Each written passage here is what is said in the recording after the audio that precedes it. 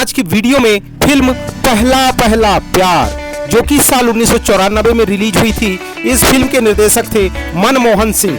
यह एक हिंदी भाषा की रोमांटिक फिल्म है। इस फिल्म के कलाकार और स्टोरी बताने से पहले आपसे अनुरोध करता हूं कि इस वीडियो को एक लाइक करके चैनल को भी सब्सक्राइब कर लीजिए। तो चलिए गाइस, बिना टाइम वेस्ट किए आज के स्टोरी वीडियो शुरू करते हैं। इस फिल्म के मुख्य कलाकारों के नाम इस प्रकार है: ऋषि कपूर राज के रूप में, अभिनेत्री तब्बू सपना के रूप में, अनुपम खेर आनंद के रूप में, अमरीश पुरी हुकुम सिंह के रूप में, कादर खान धर्मपाल के रूप में, अरुण कुमार सपना के बाबा राजा के रूप में और रानी माँ के रूप में राधा सेठ अपना अभिनय कर रही हैं। इस फिल्म की स्टोरी में सपना यानी कि तब्बू को हुकुम सिंह और रानी माँ दोनों मिलकर महल के चार दीवारी से बाहर नहीं जाने देते। उसे खाना पीना भी उसके पसंद के नहीं देते हैं। उसे बहला फुसलाकर उसकी संपत्ति को हड़पना चाहते हैं। इस बात की जानकारी सपना को नहीं होती है और वह ये भी नहीं जानती कि उसकी बाबा यानी कि राजा साहब अरुण कुमार अभी कहाँ हैं। वो यही समझती है कि उसकी मृत्यु हो गई है। एक दिन सपना बड़ी मुश्किल से अपने घर की नौकरानी की मदद से महल से बाहर निकलकर खुले आसमान और देश दुनिया को देखकर बहुत प्रसन्न होती है। वह नाचते गाते हुए भागती है, जहां उसकी मुलाकात बांसुरी बजाते हुए एक आदमी से होता है जिसका नाम है राज यानी कि ऋषि कपूर। गाइस, वे दोनों धर्मपाल ड्राइवर यानी कि कादर खान के ट्रक में बैठकर शहर आ जाते हैं और शहर पहुंचकर उन्हें अपना किराया देना होता है। लेकिन सपना के पास खुला पैसा 10 रुपया नहीं होने की वजह से 500 रुपया के नोट को खुला कराने वह इधर उधर परेशान होने लगती है। यह देखकर राज अपने पास से उसकी किराया कादर खान को देते हैं और सपना पहली बार शहर में आई थी, उसे शहर के बारे में कोई जानकारी नहीं है। वह किसी को वहां पहचानती भी नहीं है। राज एक टैक्सी में बैठकर अपना रूम में जाने लगते हैं। उसी टैक्सी में सपना भी बैठ जाती है। रास्ते में कई बातें होते होते सपना राज के कंधे पर अपना सिर रखकर सो जाती है।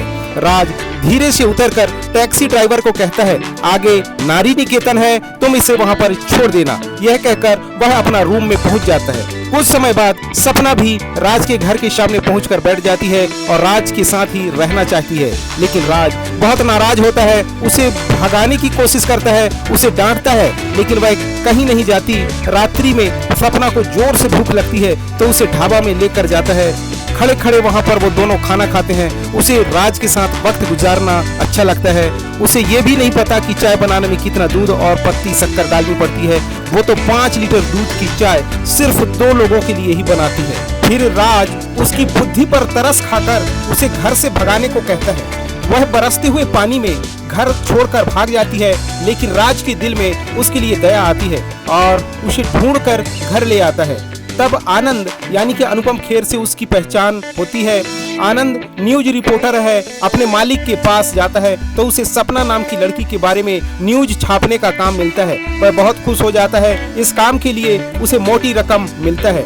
वह अपने गांव जाने का विचार बनाता है। साथ में सपना और राज भी गांव जाते हैं और अपने माँ और बहन से मिलते हैं, जहां सपना को बहुत सारा प्यार मिलता है।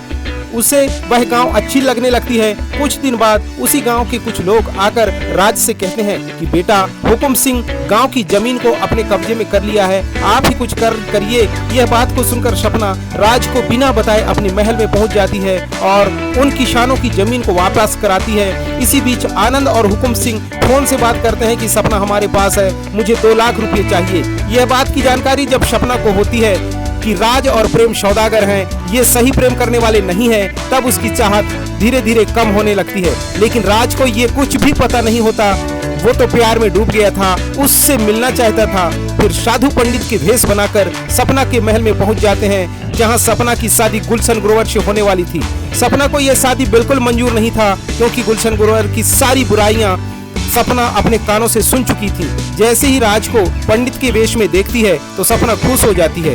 राज से शादी हो जाती है। तभी सच्चाई का पता चलता है कि ये तो राज है। फिर अमरीश पुरी और ऋषि कपूर के बीच लड़ाई होती है। अंत में ये सभी खलनायक को मार दिया जाता है और प्रेम करने वाले 2 प्रेमी खुशी से रहने लगते हैं। गाइस, आज की स्टोरी वीडियो बस यहीं तक। मिलेंगे कल एक नए फिल्मी स्टोरी वीडियो के साथ। तब तक के लिए नमस्कार। Thank you so much.